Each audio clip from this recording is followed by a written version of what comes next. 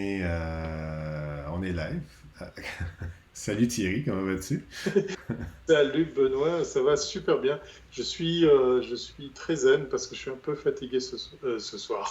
Aujourd'hui, tu Oui. vois, voilà, ça commence aujourd'hui. Mais je suis très content de t'aider et d'être avec toi à ce Ben moi rendez-vous aussi, du je suis vraiment heureux que tu sois là. Et ouais, c'est ce soir. En fait, tu vois, c'est peut-être notre décalage qui est encore plus important que d'habitude. Donc Oui, c'est vrai. aujourd'hui, hein. Ouais. Il y a un 10 heures du décalage réel. matin. Il y a un décalage réel, puis il y a le décalage, le début du week-end, là.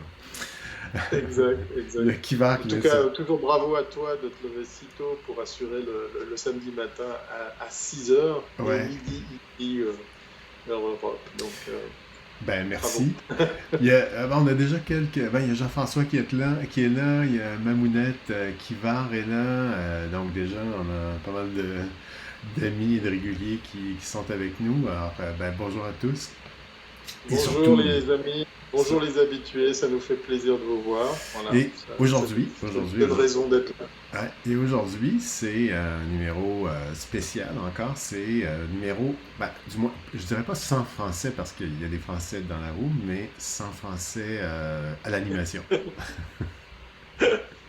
Je crois que c'est un long congé, non, en France ou en Europe. Il n'y a pas. Oui, oui, Ouais. oui, effectivement, c'était férié jeudi et donc tout le monde profite de faire un long week-end.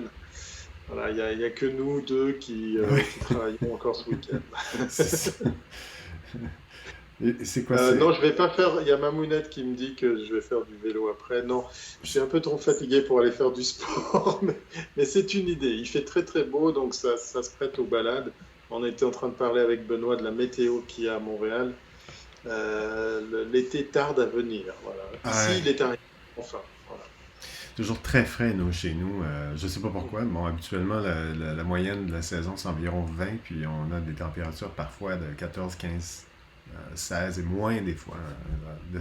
En ce moment, je sais pas. Alors, mais pour informer Mamounette, c'est moi qui fais le vélo. Donc, une fois que le. Ah, d'accord. Ouais, ouais, C'est ouais, toi qui fais du sport. ouais. Ok, alors autant pour moi et puis eh bien, tout mon respect pour, pour ceux qui arrivent à faire du sport le samedi matin. Bravo à toi. Et, On a beaucoup de sujets d'ailleurs aujourd'hui ouais, par le vélo, hein. d'ailleurs, C'est quand même bien fourni cette semaine. ouais, il y a Vittorio qui nous dit il n'y a pas que vous deux qui travaillez. Donc, je pense que Vittorio aussi travaille et nous regarde en même temps. Ben, merci d'être là, Vittorio. Ouais, il y a pas mal de trucs cette semaine. On va parler de la nouvelle version de Periscope, hein. Pardon, de Twitter qui amène une Mm. fonctionnalité Periscope. On a aussi, on parle de TikTok presque à tous les week-ends. Il y a deux petites infos sur TikTok assez intéressantes. Il y a aussi, on va parler brièvement de la WWDC. C'est Oui. lundi. En fait, ça débute lundi, hein. C'est toute la semaine prochaine. Et on va en parler on va parler un peu de ça. Et on va parler d'une chaîne YouTube qui a atteint les 100 millions d'abonnés, ce qui est une première. Donc voilà, hein, plein de sujets ce matin. Euh, on va demander aussi un truc à tous nos amis, c'est le moment partage. Donc, on appuie sur les trois petits Juste, boutons pour partager la diffusion. Ça coûte rien, hein, c'est gratuit aujourd'hui. Et, c'est un prix spécial ce week-end, ouais, ouais, exactement. c'est le week-end congé. C'est quoi? C'est l'Ascension en France? C'est l'ascension, Ouais, alors exact. tout le monde va à la messe, puis tout ça. Donc, alors, alors, ouais, on a gardé que les congés, en fait, hein. On va plus nécessairement à la messe, mais ils ont gardé les congés. Donc, c'est le bon côté des choses. Alors, il n'y a pas une série de ponts, d'ailleurs, en France. Les amis français peuvent peut-être me dire ça. Il me semble qu'il y a une série de ponts en France en mai et début juin, non? C'est pas... Le mois de mai est très connu en France pour avoir pas mal de jours fériés. C'est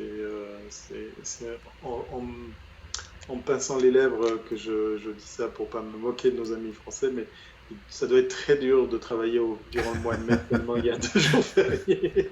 Voilà. Et puis celui-là ben, tombe jeudi, donc vous prenez le vendredi et hop, ça fait un grand week-end. Et en plus, sous le beau temps, donc on va dire ben, toutes nos pensées et le maximum de respect à ceux et celles qui, comme nous, travaillons ce Eh week-end. oui, Donc eh oui. bravo et merci d'être là. Il y a Christophe qui me salue. Ben, salut Christophe. Bon week-end à toi aussi. Donc, on va enchaîner avec le premier sujet. Moi, je trouve que c'est vraiment pas mal ce truc-là. En fait, ça amène aussi une fonctionnalité qui était, je ne sais pas si elle était disponible sur Android. C'est la possibilité de faire, en fait, des, euh, des directs, hein, donc des lives, mais en format audio, en pouvant inviter deux invités. Donc, jusqu'à trois invités, je crois que c'est. Pardon. Donc, on avait déjà cette possibilité sur Periscope, hein, tu sais. Mais, d'une part, je pense que la fonctionnalité n'était pas disponible sur Android. Et là, soudainement, c'est possible d'inviter des personnes en mode audio. Donc, lorsqu'on lance une diffusion en mode audio, depuis Twitter. Donc, parce qu'on sait qu'on peut faire un live depuis Twitter, mais là, on peut d'une part faire un live audio sur Twitter, mais en pouvant inviter des personnes. Et c'est disponible sur iOS et Android. Donc ça, je trouve ça pas mal. Habituellement, ils tardent à lancer ça sur Android, mais comme c'est la version Twitter, je pense qu'ils ont peut-être plus de facilité. Alors, la question qui tue pour toi, Thierry, est-ce que en amenant des fonctionnalités maîtresses ou en déplaçant des fonctionnalités maîtresses de Periscope vers Twitter, tu penses qu'on s'en va vers une uniformisation de Twitter et vraiment qu'on ait l'ensemble des fonctionnalités de Periscope sur Twitter? Bon, je sais pas quoi penser parce que dans l'absolu, on pourrait dire il devient son propre concurrent. Il faut savoir que c'est la même maison, hein, Ouais. Periscope et Twitter. Mais en même temps, c'est l'occasion peut-être de sensibiliser les utilisateurs Twitter qui n'ont jamais vu Periscope, peut-être, qui n'ont jamais tenté le live, que ce soit en audio ou en vidéo. Donc, moi, je le verrais aujourd'hui de façon optimiste en disant c'est peut-être un moyen de promouvoir l'usage de ces deux plateformes, même si c'est la même maison derrière. Est-ce qu'à terme, il y en a une des deux qui va disparaître? Je ne sais pas. On en avait évoqué dans un autre live la question, moi, qui m'est très souvent posée. Ah, mais Periscope, ça existe toujours, ça marche, il y a de l'audience, ça sert à quelque chose. On est, on est toujours un petit peu dans ce travail d'évangélisation, d'éducation pour expliquer comment fonctionnent ces outils et à quoi ils servent. Parce que il faut reconnaître qu'il y a encore beaucoup de gens qui n'ont jamais vu un live sur Periscope, hein, ça arrive. Alors, est-ce que Twitter le fait pour ça? Est-ce qu'à terme, ils vont tout mouler dans une seule app? Je ne sais pas. Moi, j'ai toujours beaucoup de peine avec ces. Alors, je vais prendre un exemple qui a pratiquement rien à voir, mais c'est comme à l'époque, tu te souviens, on avait eu Foursquare, et tout d'un coup, Foursquare s'est Ouais. scindé en deux pour Swarm et Foursquare. J'arrive pas, voilà, c'est un peu comme le Messenger de Facebook. Ok, c'est pratique d'avoir une app dédiée, mais je vois pas toujours l'intérêt. Là, dans le cas précis, je saurais pas quoi Ouais. répondre.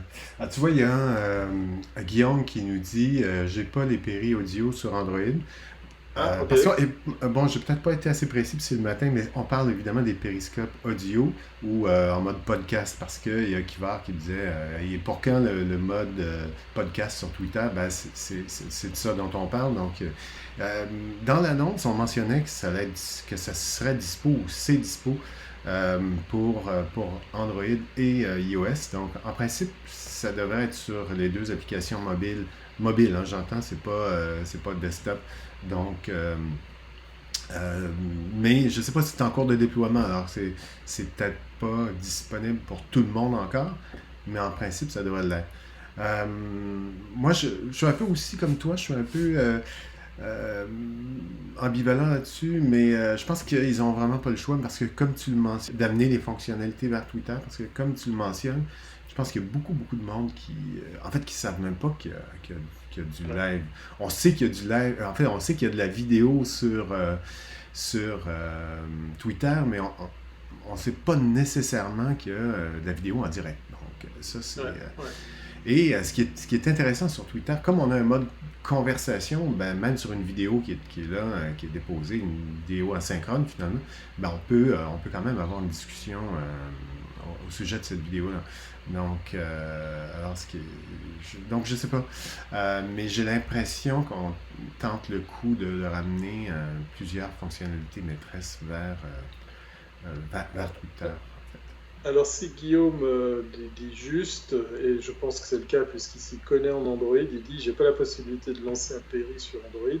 C'est là où on arrive à la question, mais alors pourquoi lancer ça si d'un OS à un autre on n'a pas les mêmes versions? Ouais.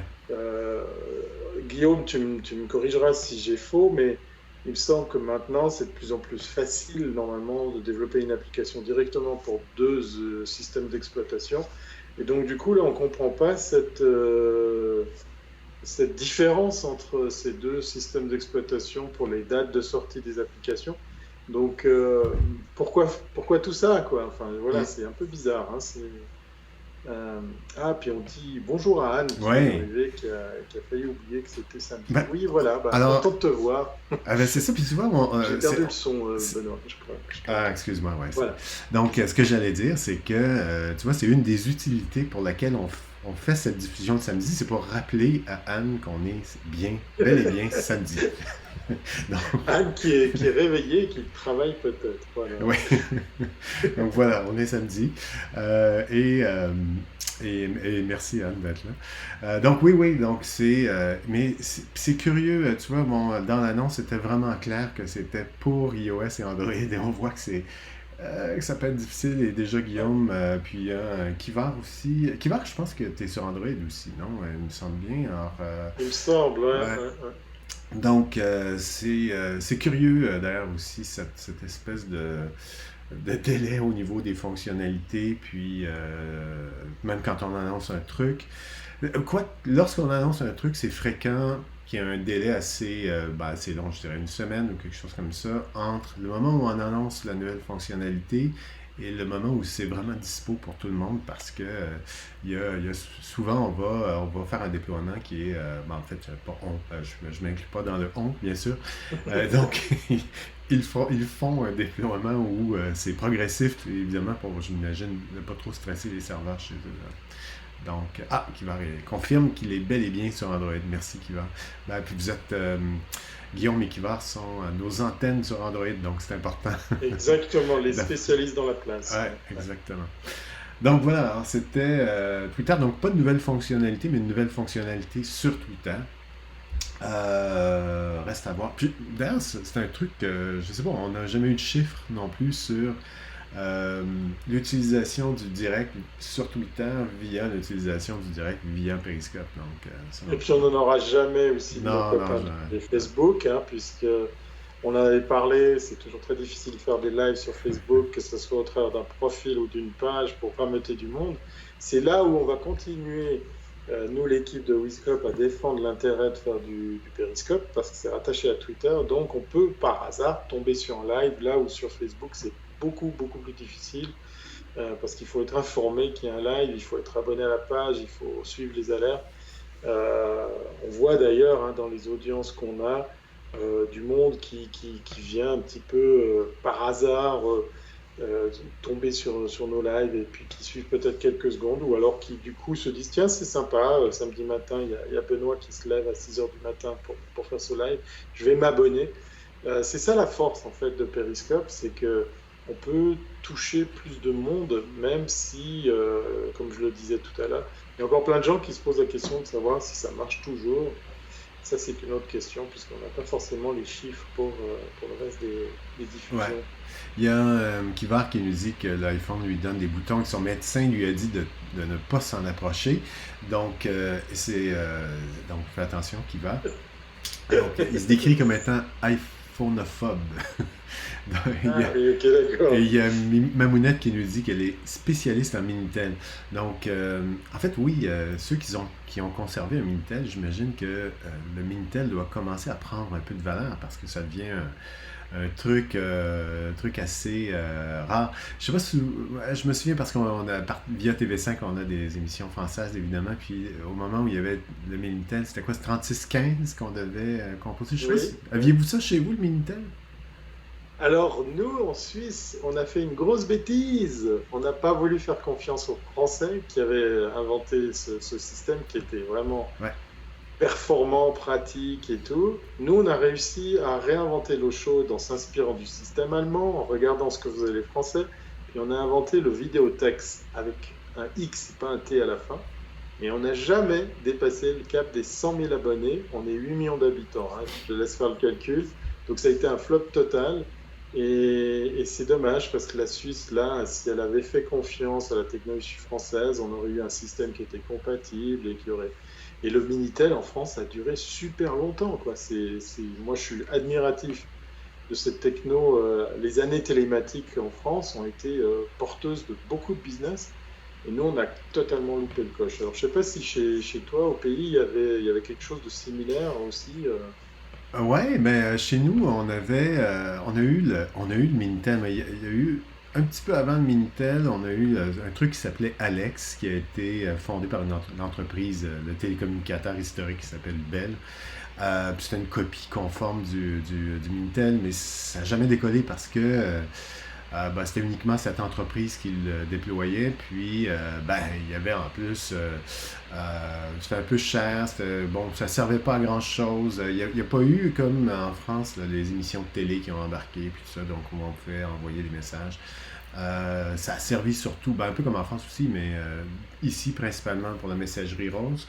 Et il y a eu par la suite, Minitel est arrivé, mais le vrai Minitel est arrivé au Canada, sauf que lorsque Minitel a débarqué au Canada, ben, c'était l'explosion, en fait le début du web, ce qui fait que la majorité des gens sont allés vers le web, vers Internet. Et Minitel n'a jamais décollé, ils ont fermé, je pense qu'ils sont restés ici 5 ou 6 mois, mais c'était vraiment... ça n'a pas fonctionné malheureusement. Donc c'est arrivé trop tard en fait ici. Ouais. Ouais, c'est trop tard. Ouais. Ouais. Donc on a eu, mais très très brièvement. Mais moi j'ai jamais eu ni le système Alex, qui était une copie de Minitel, et j'ai jamais eu non plus le Minitel. Donc voilà. Il y a le chat furtif qui nous dit ben, bonjour à tous. Ben, salut chat furtif, merci d'être là.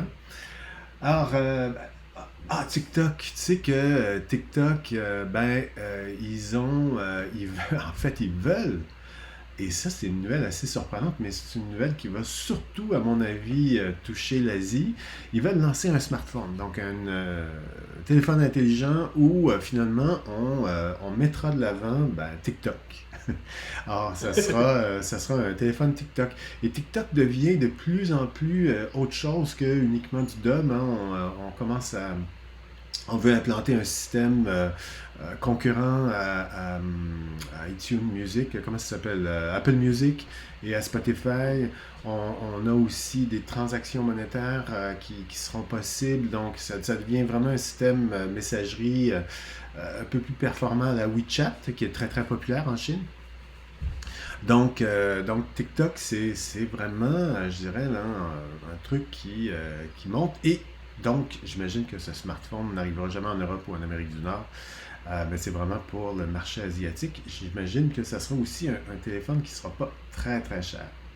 Je sais pas qu'est-ce que Et tu en penses.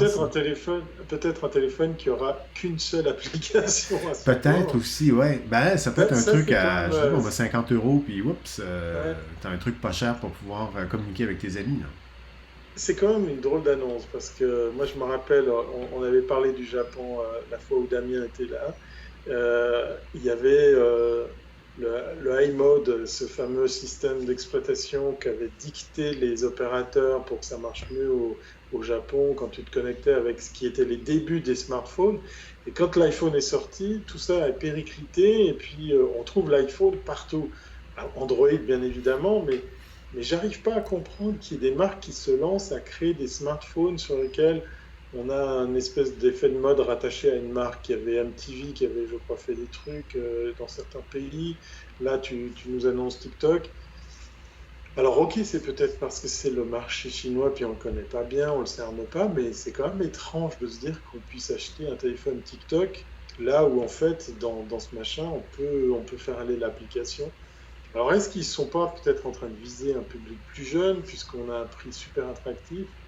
Est-ce que dedans, il y aura des fonctionnalités qui n'existent pas dans nos smartphones pour enrichir TikTok? Ça serait intéressant de suivre parce que c'est vrai que ce marché asiatique, ou le marché chinois plus précisément, on le suit pas vraiment. Enfin, on n'a pas de vision claire sur ce qui s'y passe. Non, tout à fait. Puis, c'est vraiment, je pense, comme tu le mentionnais, c'est pour les très jeunes. Donc, je ne sais pas chez vous, mais ici, dès ce qu'on appelle le secondaire, donc 12-13 ans, ben, les jeunes ont déjà un téléphone mobile en poche. J'imagine que c'est un peu le même principe en Chine, ou du moins, il y a probablement une pression sociale pour ça. Et le fait d'avoir un téléphone qui soit vraiment pas cher, sur lequel les jeunes communiquent, puis un système qui est utilisé en Asie beaucoup, je parle de TikTok, ben ça peut peut-être être niche et très populaire. Et tu sais, là-bas, bon, pour être très populaire, ils n'ont pas besoin de l'Occident, hein, finalement. Hein. Donc, ils ont tellement de Non, non, monde non, que c'est clair. ils Heureusement peuvent, pour eux. ouais, ils peuvent en vendre des millions uniquement en Chine. Donc, c'est pas vraiment un problème. Ouais. Donc, il y a Il y a Smadanko qui ouais, dit qu'effectivement, un téléphone TikTok, le concept ne marchera pas. C'est ce qu'a essayé de faire Facebook avec oui, il a son raison, c'est téléphone. vrai, effectivement. Ouais. Mais j'ai l'impression Voilà. le marché asiatique est différent du marché européen et nord-américain pour ce type d'objet-là. Hein. Et Mhm. à moins que je me trompe, mais chez Facebook, on visait pas les très jeunes. Là. On visait plutôt la clientèle comme nous. Là. Et puis ce matin, tu t'es fendu d'un tweet à propos de téléphone en parlant du fameux téléphone canadien. Euh, Oui, c'est le oui, BlackBerry le BlackBerry. Ah oui, ça, je l'ai pas écrit. qui connaît ses dernières heures pour un truc bien précis. Donc voilà, Ouais, il y a une page qui tourne justement tout à dans ça. fait. En fait, ils reviennent un peu aux sources. On aura le BBM-E qui va être uniquement pour l'entreprise. Donc, le BBM, si vous avez déjà eu un BlackBerry, ça a été très populaire en Amérique du Nord, surtout au niveau des entreprises, des organisations gouvernementales, toutes les organisations qui devaient être très sécurisées. Ben, à l'époque, le BlackBerry était un des premiers smartphones. C'était basique là, en ce sens où c'était surtout pour la messagerie en fait. Tout ce qui est courriel, tout ce qui est puis messagerie qu'on appelle BBM. Donc le BBM c'était une messagerie à l'origine qu'on pouvait envoyer d'un BlackBerry à un autre BlackBerry uniquement. Donc c'était vraiment puis tout était chiffré du point de départ au point d'arrivée. Et ben, lorsque BlackBerry a commencé à péricliter avec l'arrivée du iPhone, ils ont un peu rigolé du iPhone et d'Android au départ. Ben, ils ont ouvert leur marché. Bon, eux-mêmes, BlackBerry utilise la plateforme modifiée Android, donc ils ont Android aussi. Et ils ont ouvert le BBM à Android et iOS. Et visiblement, ça n'a pas fonctionné parce que là, ben, le BBM prend sa retraite. C'était vendredi la fin du système de messagerie BBM. Ce qui est probablement un des, on n'en parlait jamais, là, mais un des systèmes de messagerie les mieux sécurisés. Oui, Mais bon, ça n'a pas décollé.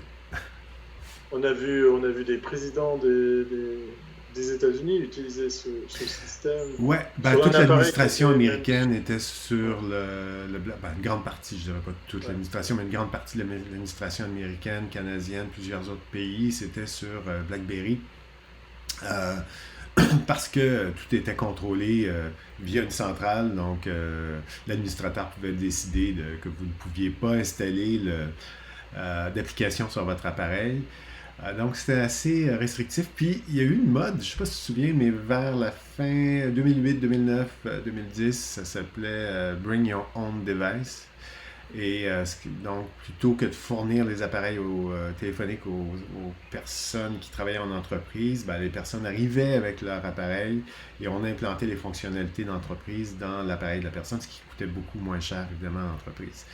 Ouais. Et on arrive même à scinder maintenant à iPhone ou je ne sais pas iPhone, mais Android du moins, en deux et d'avoir une portion entreprise et une portion perso sur le même téléphone. Donc voilà, alors pour la petite histoire de BBM qui disparaît, peut-être moins connu en Europe, mais vraiment ici, surtout au niveau entreprise, au niveau communication cryptée ou chiffrée, ben, c'était vraiment très bien foutu ce truc. D'ailleurs, c'est un peu dommage parce que BlackBerry, c'est vraiment un des fleurons de l'industrie technologique canadienne qui est en train qui s'enfonce et qui s'enfonce depuis plusieurs Oui, années. ils ont connu pas mal de changements au niveau de la direction, ça n'a pas Ouais, aidé, je crois. non, les Et deux c'était vraiment fondateurs. bien parti pour que ça devienne un joli fleuron de la technologie Ouais, canadienne. ouais, Effectivement, quand on voyait ce qui se passait, moi j'avais toujours épaté que tout d'un coup les Américains disent OK, nous on mise pour notre com, pour le président des États-Unis, on mise sur cette technologie parce elle est sûre, elle est fiable. ouais. C'était un signal fort, quoi. Ouais, tout à fait. Donc voilà. Alors, ben, c'est la fin pour ce système-là. Il y a Smadanko qui nous dit que pensez-vous pensez quoi de message de Google qui a battu le record de téléchargement? Euh, L'application Message de Google. Ouais, ça, c'est une application Android qui sert à prendre le relais sur les SMS, si je me souviens bien. Corrigez-moi, Kibar Guillaume aussi, si j'ai tort. Mais ouais, ben, je sais pas quoi en penser parce que je l'utilise pas, donc je sais pas. Moi, par contre, ce que je trouve, c'est j'ai jamais trouvé la politique ou en fait la direction au niveau des applications de communication chez Google très claire, en sens où on a eu Hangout, on enlève Hangout, on a Duo, on enlève Duo, ça disparaît un peu. Ça a toujours été, je trouve, un peu chaotique de ce côté. Là, il y a Message. Je sais pas comment penser parce que je l'utilise pas, donc vous serez mieux placé, Guillaume et Kivar, pour me répondre. Euh, donc, ouais, ben, il y a Moi, je Guillaume. dois, Ouais, vas-y. alors avant que nos spécialistes Android répondent, je dois dire que j'ai été épaté de découvrir, c'est en plus dernièrement, l'intégration assez similaire qu'on trouve chez Mac.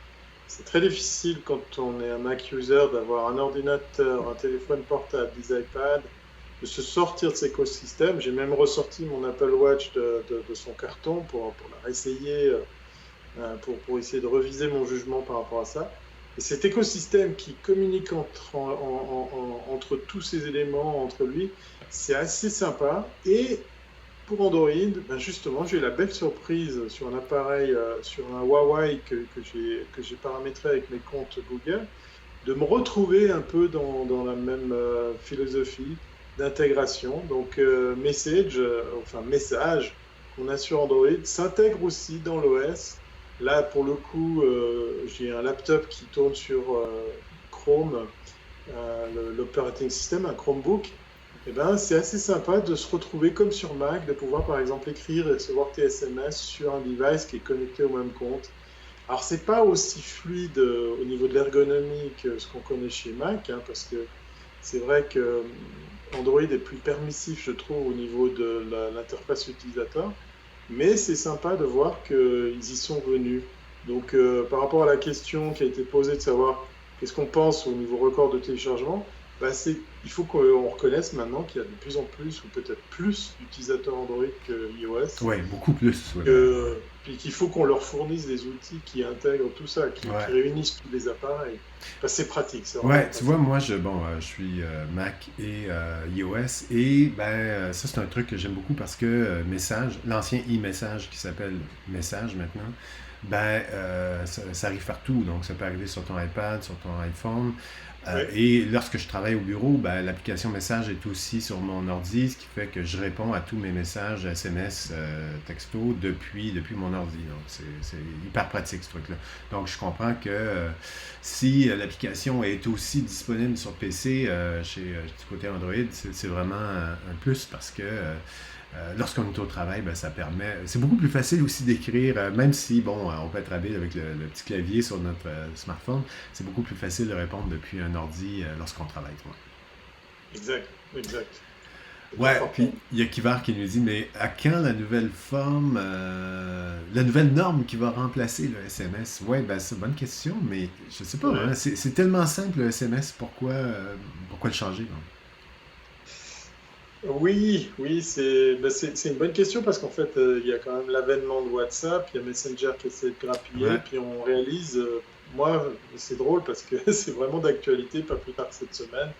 On a une connaissance avec qui on a dû on a dû se parler cette semaine puisque j'étais absent à l'étranger, eh bien, on a réalisé qu'elle était ni sur Messenger ni sur WhatsApp.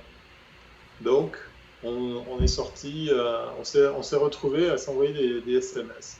C'était assez marrant. Maintenant, les offres des opérateurs font que, en tout cas ici en Europe, je ne sais pas si c'est le cas en Amérique du Nord, font que les SMS ne coûtent plus rien du tout non plus.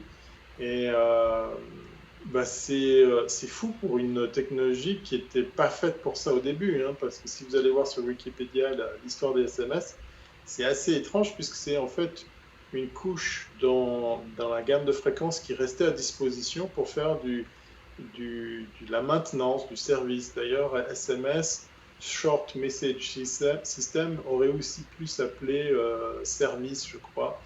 Et c'est par hasard que les gens se sont dit, ah tiens, on a de la place pour envoyer des messages. On peut faire quoi? On peut envoyer 160 caractères. Bon, allez, qu'est-ce qu'on fait? On le propose aux utilisateurs. Ouais, pourquoi pas? Sans trop y croire. Et c'est devenu une explosion, puisqu'en fait, les gens se sont retrouvés à aimer pouvoir communiquer au travers de ces messages. Et puis, je vous rappelle, à l'époque, il fallait appuyer plusieurs fois sur le chiffre pour atteindre la bonne lettre, là où maintenant, on peut écrire en texte libre. Donc, c'est fou, parce que c'est une techno qui commence à dater méchamment. Oui. Et puis qui a carrément donné vie au format Twitter, puisque à l'époque, Twitter, c'était 140 caractères. On en a enlevé quelques-uns pour pouvoir mettre des indications, des hashtags, des choses comme ça. Moi, j'ai commencé sur Twitter avec des SMS, parce que c'était ça la contrainte des Ouais, mais caractères. à l'époque, oui, c'était ça. Hein. C'était 140 caractères, puis Twitter conservait 20 caractères pour l'identifiant, c'est tout. Donc, oui, c'était un SMS. C'était pour ça de 140 caractères, en fait. C'était uniquement à cause Ouais. de l'ancienne fonctionnalité SMS. Il y a Fid Salo qui nous dit peut-on envoyer un SMS avec un forfait de données seulement sans forfait voix sur iPhone? À mon avis, non. Ça prend, en tout cas en Amérique du Nord, vous avez besoin du forfait complet pour pouvoir avoir un abonnement chez un opérateur mobile. Je ne sais pas en Europe, mais ici, j'ai jamais entendu parler d'un forfait qui est uniquement parce que de toute façon, on doit avoir un numéro de téléphone, donc tout est lié au numéro de téléphone, et que la voix maintenant ne vaut plus rien pour les opérateurs. Nous, ici, la voix était excessivement chère il y a 7 ou 8 ans. Maintenant, on peut appeler partout, en Amérique du Nord, j'entends. Mais à l'époque, tout était très restrictif. Donc, si j'appelais à Toronto ou Vancouver, il y avait des frais supplémentaires, mais maintenant, il n'y en a plus. Donc, la voix ne vaut plus rien. Donc, on nous donne la voix, donc on peut pas avoir, à mon avis, un forfait sans voix ici. Je ne sais pas chez vous. Est-ce que c'est en Suisse, c'est possible? On a eu en Suisse une période un peu spéciale où en fait Swisscom, l'opérateur national, s'est décidé à commercialiser, à proposer un device, un appareil qui s'ouvrait en deux, qui était uniquement dédié à envoyer des SMS, à faire de la messagerie. Ils visaient un public jeune, mais je pense qu'ils sont arrivés trop tôt, et puis l'appareil n'était pas super performant. Et puis l'abonnement qui allait derrière, bon ben voilà, nous on vit en Suisse, c'est toujours trop cher. Donc ça n'a jamais décollé, mais il y a eu une initiative dans l'idée de se dire, ah bah tiens, les jeunes vont plus parler par Hmm. téléphone, mais plutôt s'envoyer des messages. C'est drôle puisque quelques années plus tard, ben voilà, on vient de parler de SMS, des SMS qui existent toujours, WhatsApp qui explose, et comble du sort par rapport à cette histoire, eh bien, l'opérateur Swisscom s'entête à essayer de réinventer l'eau chaude puisqu'il a sorti sa propre messagerie. Autant dire qu'il ne va rien se passer, hein. Une app pour envoyer des messages à la WhatsApp que pour la Suisse. Voilà, bon. Ah, Et à côté de ça, on a vu fleurir des alternatives qui étaient intéressantes comme Telegram, où là, effectivement, il y a la sécurité en plus. Et puis Telegram, bah, c'était la bonne réponse à WhatsApp qui tombe en panne, parce que WhatsApp, c'est Facebook. Donc, ouais, c'est difficile de dire quel sera l'avenir de la messagerie instantanée, puisqu'il y a toujours le SMS. Et hmm. ça marche toujours, c'est vrai, c'est fiable. Ouais, puis Kivar qui nous dit la VoIP a fait chuter le téléphone standard, tout à fait. Unexpected qui nous dit WhatsApp pour les données, perso ça reste Facebook. Oui, il y a encore beaucoup de monde qui reste sur Facebook, même si Écoute, j'ai un truc qui est sorti, c'est eMarketer qui a sorti ce graphique. Ils font ça à chaque année, donc ils nous sortent un truc en nous disant, ben, ah, voilà ce qu'on prévoit au niveau de l'utilisation pour cette année. Ben, vont remarquer le graphique. En 2017, Facebook, on passait 41 minutes en moyenne, les utilisateurs de Facebook passaient 41 minutes par jour sur Facebook. Et cette année, eMarketer prévoit, d'ici 2021 en fait, que ça va diminuer, donc stabiliser en 2019, parce qu'en 2018, c'était 38 minutes cette année. En 2020 et 2021, on prévoit un petit peu une baisse, donc 37 minutes. C'est qu'une minute, mais c'est quand même beaucoup si on prend ça avec l'ensemble des utilisateurs, alors que sur Instagram, Snapchat, ça plafonne aussi à 26 minutes, mais on prévoit une augmentation sensible, donc de 26 à 29 minutes chez Instagram. Donc, on voit bien que j'imagine que chez Facebook, on a aussi ce type de données et c'est pour ça qu'on mise beaucoup, beaucoup sur Instagram en ajoutant plein de fonctionnalités, en mettant Instagram de l'avant, évidemment. Donc, je ne sais pas ce que tu en penses. Moi, je pense que on voit juste chez eMarketer et aussi chez Facebook, puisque c'est vraiment Instagram qui devient, et on le sent, la plateforme plus dynamique que Facebook Oui, qui devient un il y a ce Microsoft. déplacement, voilà, il y a ce déplacement aussi qui est issu des tranches d'âge. On en a parlé aussi, on voit ce phénomène du ras-le-bol des réseaux sociaux pour les quarantenaires et plus, ou peut-être même les cinquantenaires, où on utilise le web autrement, on y passe moins de temps, on se laisse moins prendre la tête par ce que essaye de nous faire consommer Facebook. Puis Instagram, on est dans un truc un peu léger, de l'image, on peut faire de l'échange, et correspond à une génération, à des générations plus jeunes. Donc c'est la suite logique. On avait prédit à Snapchat cette espèce d'engouement, de succès, et puis on voit que ils ont trop tardivement changé leur fusil d'épaule par rapport au mode de fonctionnement, parce que pour rappel, Snapchat, il fallait connaître la personne avec qui on voulait converser, puis voir ce qu'elle publiait. Alors ça a changé depuis. Puis Instagram, je pense qu'il est tombé pile au bon moment entre les deux, entre un Facebook vieillissant et puis un Snapchat trop jeune, trop spécifique, trop compliqué peut-être aussi.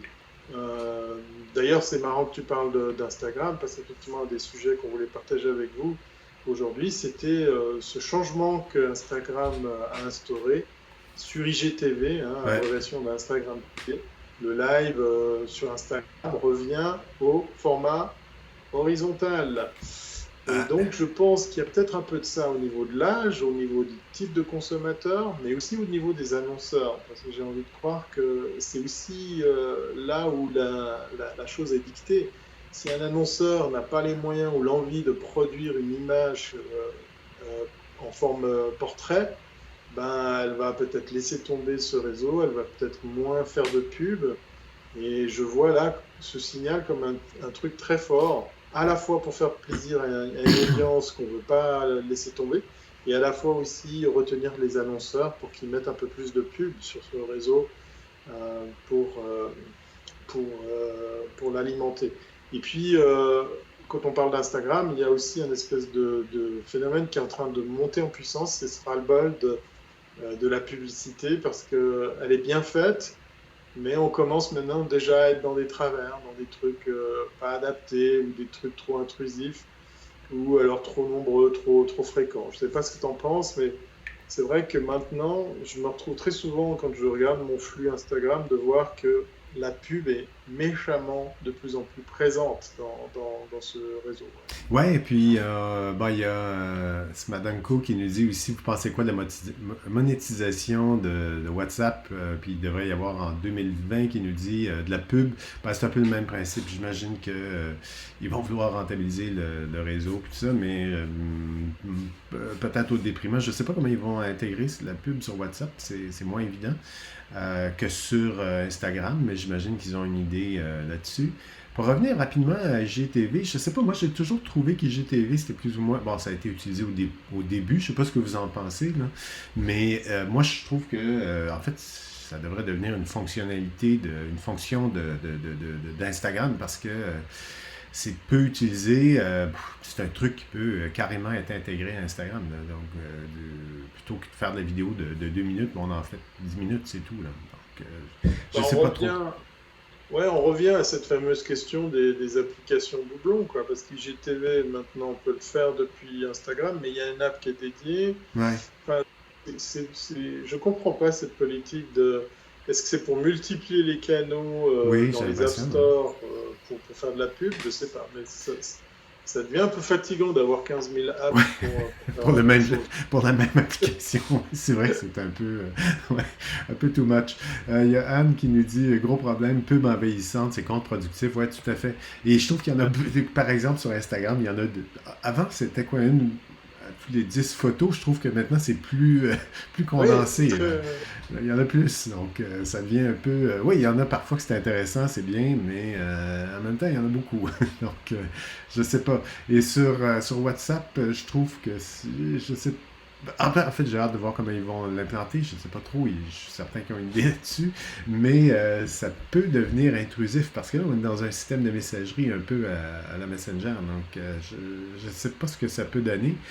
Euh, Sur Messenger, il y en a de la pub d'ailleurs. On peut pousser de la pub en tant qu'annonceur sur Messenger. Et je fais beaucoup d'annonces sur Facebook pour des clients et ça coûte beaucoup moins cher annoncer sur Messenger que sur Facebook d'ailleurs. Donc, on a quand même une audience captive sur Messenger. Donc, je sais pas, sur WhatsApp. Et tu sais que, bon, tu as certainement entendu parler, il y a quoi, c'est à la fin de l'hiver, Facebook annonçait une uniformisation des plateformes de celles de Facebook, d'Instagram et de WhatsApp.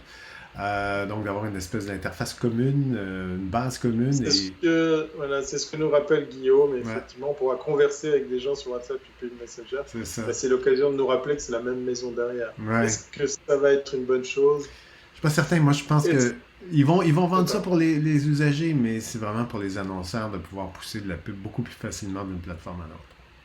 En fonction de l'endroit où se trouve la personne qui utilise le service de Facebook. Tiens, on va faire un petit sondage. Qui serait prêt à abandonner Messenger ou WhatsApp si effectivement la pub devient trop intrusive? Alors vous tapez 1 si vous dites voilà, je suis prêt à abandonner ces réseaux pour trouver une autre solution. Par exemple, revenir au SMS ou aller sur Telegram ou d'autres alternatives. Ou 2, ben en fait, on bouge pas, tant pis, on fera avec, on mangera de la pub pendant qu'on envoie des messages. Allez, on fait un petit sondage pour voir ce que vous en pensez. 1, je laisse tomber. 2, je reste et tant pis pour Ouais, puis la... il y en a plusieurs applications moi, je reste parce que, pas parce que, en fait, parce qu'il y a un gros problème. Smadanko le mentionnait, bon, il y a une excellente app qui se nomme Telegram. Oui, c'est vrai que c'est une très bonne app. Mais le souci, c'est pas ça. Le souci, je trouve, c'est, ben, on arrive, puis la plupart de nos amis ou de nos contacts ne sont pas sur cette application-là, mais vont se retrouver sur Messenger ou WhatsApp.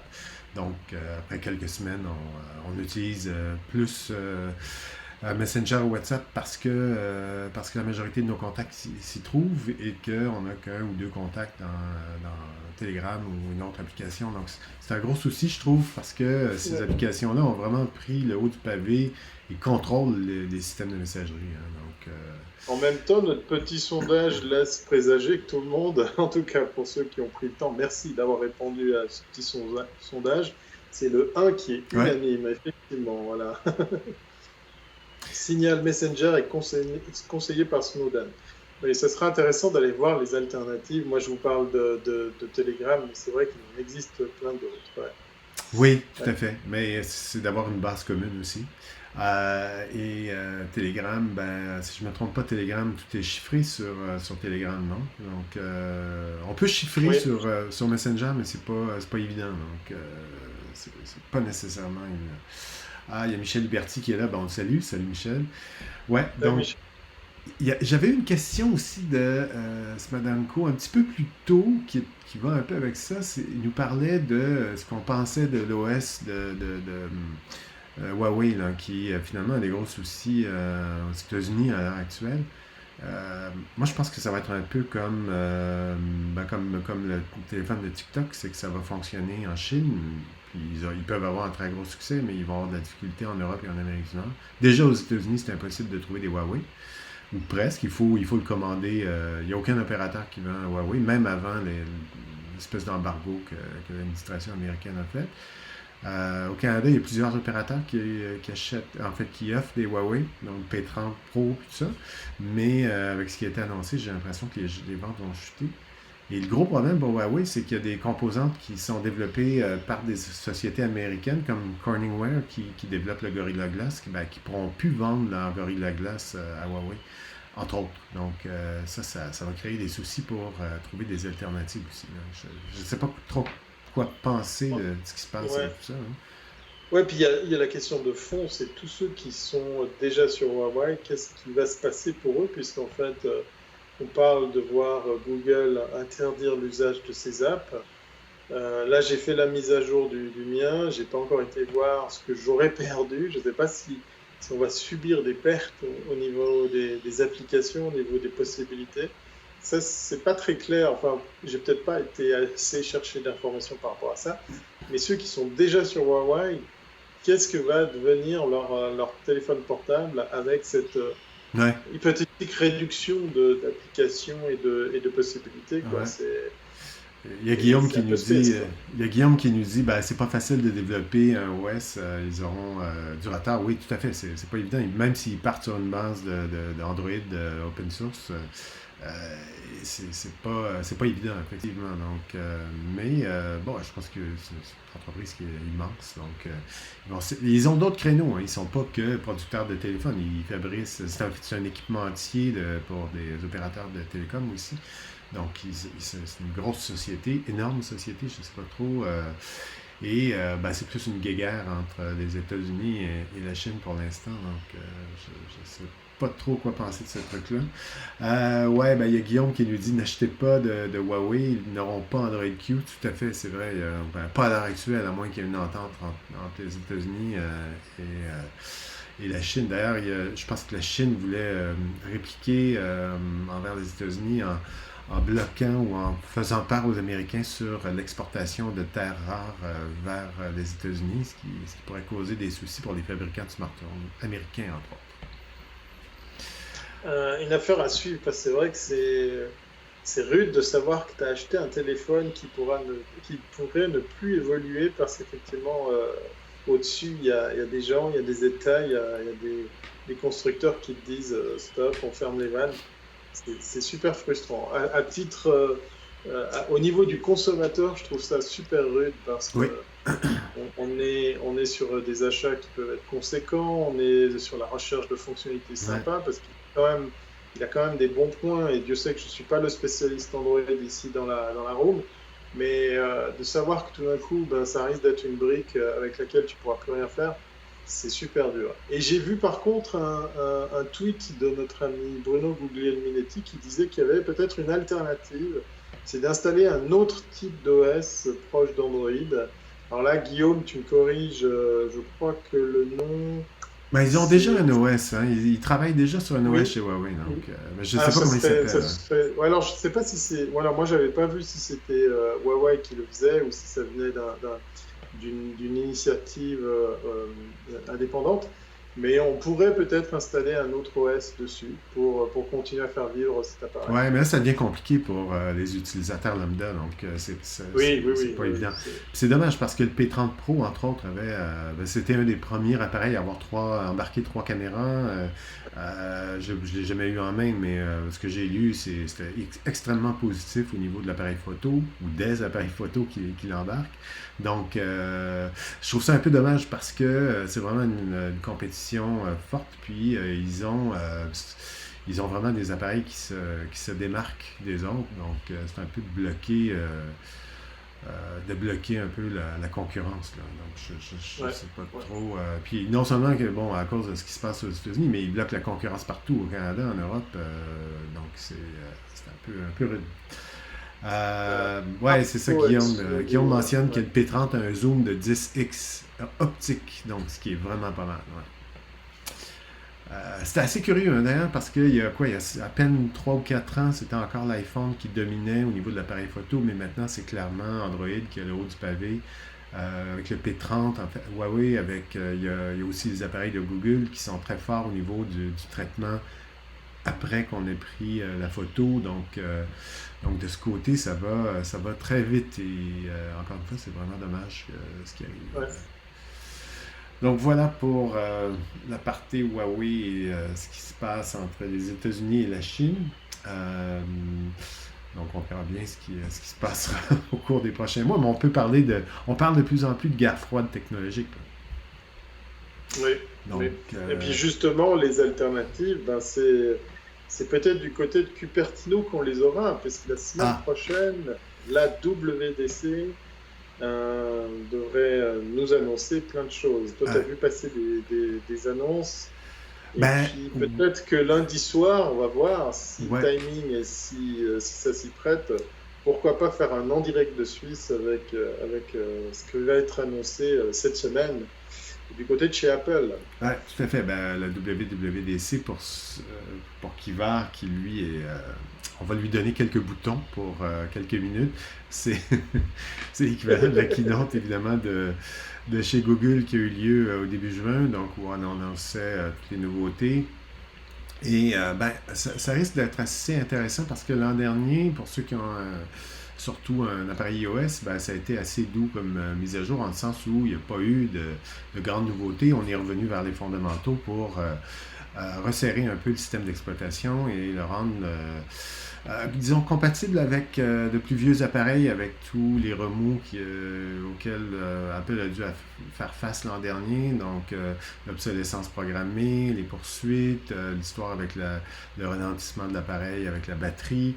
Donc, on est revenu sur les fondamentaux et on s'est assuré que iOS 12 fonctionnerait bien sur de plus vieux appareils et qu'il ne ralentirait pas l'appareil, ce qui est très bien d'ailleurs, hein. Donc, ça a forcé l'entreprise à être un peu plus cohérente avec ses clients et ne pas forcer ses clients à changer d'appareil rapidement parce que et puis, même du côté d'Android, hein, il y a plusieurs personnes qui vont, plutôt que de remplacer la batterie, changer l'appareil, alors que si on remplace la batterie, ben, on retrouve souvent un appareil quasiment neuf là, si l'écran est bon. Là. Donc, et on a Exact. une très bonne autonomie, puis ça se change une pile hein, dans un appareil, donc malgré ce qu'on peut penser, donc ça remet notre appareil à neuf. Donc iOS, ben, WWDC, ben, c'est lundi la présentation sera lundi. Et je pense qu'il y a beaucoup d'attentes du côté d'iPad. Euh, Si vous êtes utilisateur d'iPad, ben, il n'y a pas eu grand-chose l'an dernier et cette année, on s'attend vraiment à ce qu'il y ait une refonte assez forte au niveau de l'utilisation du iPad, surtout en mode euh, multi-application, donc tout ce qui est de pouvoir basculer d'une application à l'autre. Donc, une meilleure intégration d'outils professionnels ou en fait d'applications professionnelles sur iPad, je pense qu'on devrait avoir ça. Et le gros truc qu'on attend, c'est le mode nuit sur l'iPhone. Parce que sur Android Q, je pense qu'on a un mode nuit aussi qui est déjà là sur Android, je ne sais pas, mais en tout cas, tout le monde aura son mode nuit. Je dois dire, moi, qu'il y a certaines applications que j'utilise. J'utilise une application de tâches qui se nomme Things, qui est vraiment très, très bien faite, et qui a un mode nuit. Et sur l'iPhone, vraiment, c'est très, très bien fait. Vraiment, c'est une super application. Donc voilà, c'est lundi. Toi, tu vas suivre ça, Thierry? Oui, j'étais en train de me foutre la pression en disant peut-être que lundi soir, on ferait un spécial en direct de Suisse, non pas à 20h30, mais à 19h pour coller aux annonces de Apple.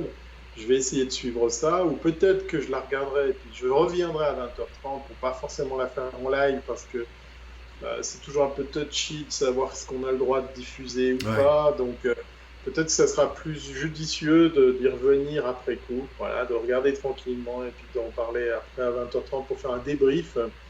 Moi, je suis toujours amusé quand on parle justement des nouvelles fonctionnalités qu'on attend. Le dark mode, enfin le mode sombre, je le teste sur l'OS de l'ordinateur depuis plusieurs mois. Je l'ai testé comme toi sur des applications côté iPhone. Je suis passé sur iOS 13 depuis plusieurs mois. Donc, j'ai pu voir que c'est, comme tu le dis, c'est vraiment très doux, c'est vraiment très bien fait. On n'est pas dans une rupture, on n'est pas dans un changement radical. À l'heure où je vous parle, on fait ce live au travers d'un iPad mini qui a un certain âge, mais qui a pu lui aussi être agrémenté de ce nouveau système d'exploitation. Donc rien que pour ça, merci Apple. On n'a pas besoin de jeter nos appareils après quelques années. Là, je suis en train de me défaire d'un iPad mini 1 sur lequel on ne pourra plus rien faire de plus. Même Netflix ne tourne plus dessus. Donc, c'est pour dire, mais plus sérieusement, ben, c'est quand même pas mal de voir les constructeurs enfin se réveiller en se disant, bon, allez, ok, on est un peu vache, on fait changer les appareils tous les ans ou tous les 2 ans. Il faudrait peut-être qu'on calme un peu le jeu. Déjà, ne serait-ce que pour notre planète, et puis aussi pour nos porte-monnaies, mais aussi pour la logique, parce que je suis épaté, mais ce système d'exploitation tourne très bien sur des vieux devices. Puis quand je dis vieux, c'est un peu réducteur. J'ai un iPhone 6 Plus, j'ai un iPad mini sur lequel j'ai pu aussi installer ça en version bêta. Donc on fait les frais de découvrir comment ça se passe avec la bêta, mais ça tourne bien, ça marche bien. Et puis ça fait plaisir de savoir que voilà, on n'est pas obligé de jeter ce device, on peut continuer à lui donner une seconde vie Mm. parce que enfin ces systèmes continuent à exister, quoi. Il y a PPC qui est avec nous. Salut PPC. Il y a Salut Guillaume. PPC. Il y a Guillaume, ouais, puis ça c'est une question qui revient à chaque année. Guillaume nous dit, ben, j'attends e-message, qui s'appelle Message maintenant, sur Android. Ouais, en fait, ça serait vraiment pas mal si Message, Apple Message arrivait sur Android, mais moi j'y crois pas, je pense qu'ils le feront jamais. Ils veulent garder ça à l'intérieur de leur écosystème, mais à mon avis, ils prendraient une très bonne part du marché avec Android e-message ou message. Mais je pense pas que ça arrive, malheureusement. Ils sont la seule application qu'ils vont faire, peut-être, c'est TV. Ils ont déjà musique sur Android, mais peut-être que TV va apparaître parce que là, ils ont un service à vendre, mais message, ils ont pas. Il n'y a pas de pub, il n'y a pas rien. C'est un peu l'avantage de message. Il n'y a rien, il n'y a pas de pub. Donc, je sais pas, est-ce que tu y crois, toi, sur e-message sur Android? Euh, Déjà, ça a été surprenant de trouver le AirPlay sur d'autres appareils. Les voir arriver sur Samsung, j'étais waouh, content parce qu'en fait, des fois, on se retrouve à acheter juste une Apple TV pour s'en servir comme un dongle chez Google. Le Chromecast coûte beaucoup moins cher et beaucoup plus pratique. Je suis pas persuadé, mais en même temps, il y a quelqu'un dans la room qui nous rappelle quelque chose effectivement que j'avais vu passer, que j'ai oublié, et qui peut-être donnerait raison à cette fausse bonne idée. C'est Guillaume qui dit, voilà, les applis iOS vont marcher sur macOS, le projet Marzipan. Ouais. Euh, alors ça, c'est peut-être justement une porte ouverte à voir tout d'un coup ce système se- se- s'étaler sur plusieurs autres devices, voire plusieurs autres OS. Le faire venir déjà sur macOS, je trouve que c'est bizarre. Techniquement, à mon avis, je sais pas, je suis pas développeur, mais c'est pas trop compliqué. Mais si ça se fait, ça va se faire sur d'autres OS. On va pouvoir tout d'un coup avoir des gens qui vont ouvrir ou encore plus le marché avec une application qui était dédiée d'abord à ça et qui pourrait, je ne sais pas, on pourrait rêver, mais qui finirait sur l'App Store de Samsung sur sa télévision. Tout est envisageable. Quel est l'intérêt de ça? Bah, l'intérêt, c'est de faire qu'on ait plus l'usage de ces apps et puis qu'on parle encore plus de iOS ou des produits Mac parce que on revient à ce que je disais avant. Ça, je suis obligé, hein, Guillaume, on va peut-être un peu se fâcher, mais sur le store iOS, les apps sont méchamment suivies, contrôlées, Ouais. à l'inverse d'Android où on a vu des trucs qui partaient dans tous les sens, ne serait-ce que pour l'ergonomie, ne serait-ce que pour l'interface utilisateur. Là, Apple a toujours été très très droit, très très précis sur ce qu'on avait le droit de faire ou pas faire. Ouais, on a eu quand même quelques soucis au départ où il y avait, je sais pas quoi, 500 applications de PET qui permettaient de faire des petits sons de PET. Mais bon, ça, je pense qu'ils ont résolu ce type de problème-là. Mais Mais effectivement, ouais, ils ont vraiment un contrôle très très fort. Et avec le projet Marsapen, je pense qu'ils veulent vraiment amener cette façon de faire sur l'OS du Mac.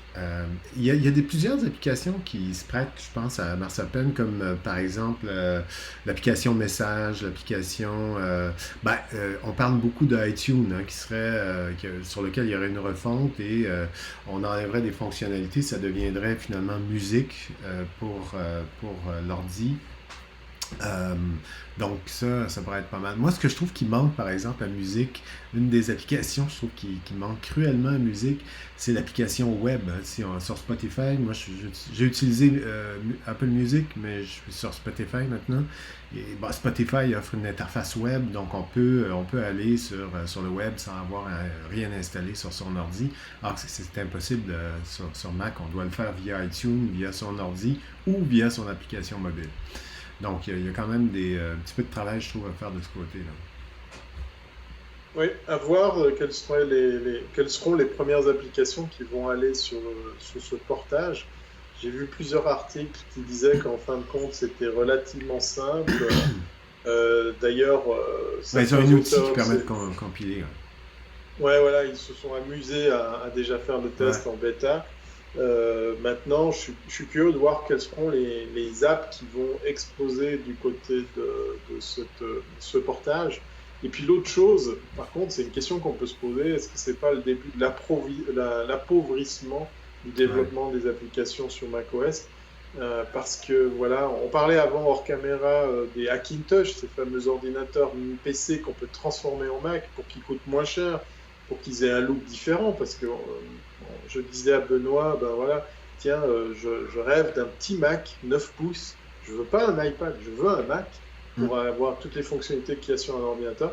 Et là, j'ai peur que le rapprochement de ces deux OS fasse qu'un, et puis qu'on se retrouve dans un univers appauvri, parce que j'ai plein de potes qui bossent sur Mac, j'ai plein de potes qui bossent sur iPad et iPad Pro, et de plus en plus, ils laissent tomber l'ordi pour aller sur l'iPad, et moi, je n'y arrive pas, je ne veux pas, parce qu'il y a des fonctionnalités qu'on ne trouve pas sur cet OS, faut pas rêver.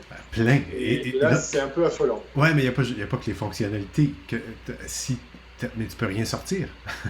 De ça, Oui, voilà, ouais, c'est ça, c'est ouais. une boîte fermée. Là. Ouais. Tu peux pas rien faire avec ça. Tu n'as qu'un port, même sur le Pro, tu as un port USB-C. Donc, qu'est-ce que tu veux faire avec ça? Si tu fais une diffusion comme on fait, par exemple, tu veux sortir. Exact. Tu peux pas brancher ton appareil et avoir un micro simultanément. Donc, c'est difficile, Ouais. là.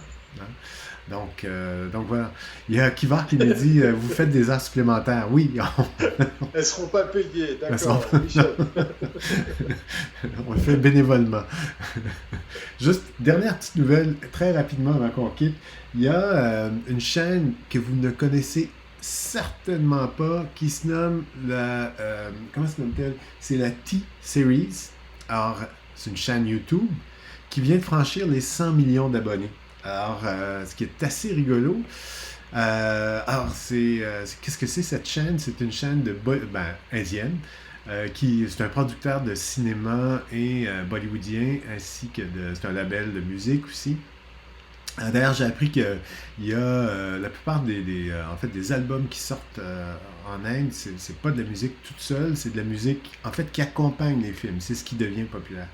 Alors, c'est le même label T-Series qui gère tout ça, qui ont beaucoup, beaucoup d'extraits sur leur chaîne YouTube. Ils viennent de franchir le 100 millions d'abonnés et ils ont battu PewDiePie au final. Donc, voilà, la première chaîne à franchir le 100 millions d'abonnés. Ce qui est Félicitations. marrant, voilà, ce qui est marrant en plus avec de la musique, quand on sait Ah ouais, musique et cinéma. les guerres qu'il y a eu pour les droits d'auteur et tout. Ouais, mais là, c'est le label lui-même. Là. Donc, Ouais. ils sont maîtres. Il y a Guillaume qui nous dit, voilà, c'est le T-Series, c'est le Vivo indien. Ouais, c'est Ah, une bonne définition, exact. Ouais. tout à fait. Ben écoutez, merci Thierry, merci à vous tous d'avoir été là. C'était super, encore une fois. On a eu bien du plaisir. Puis on se donne rendez-vous samedi prochain. Entre-temps, je pense que Passe un bon week-end. Puis, est-ce que tu fais la keynote Alors, après je la crois keynote? voilà, je crois qu'on va faire la keynote lundi soir, mais a priori, on va tous la regarder tranquillement à Ouais. 19h et on se retrouve à 20h30 pour faire le débrief. Voilà, ça sera l'occasion très très chaud, très très à chaud d'en parler pour pas la faire en live. Et puis comme ça, ben, ça sera l'occasion de revenir sur les faits marquants de ben, qu'est-ce que peut bien nous annoncer Apple la semaine prochaine. Donc rendez-vous lundi soir, 20h30. Ouais, et même si vous avez un Android, vous faites là, ça sera rigolo de poser des questions. C'est permis, vous avez le C'est droit de permis, ouais, poser c'est la ça. question. C'est permis. Ah, merci. Au revoir et bon week-end. Ciao. Bon week-end à tous, à très bientôt, c'est pas avant. Bye.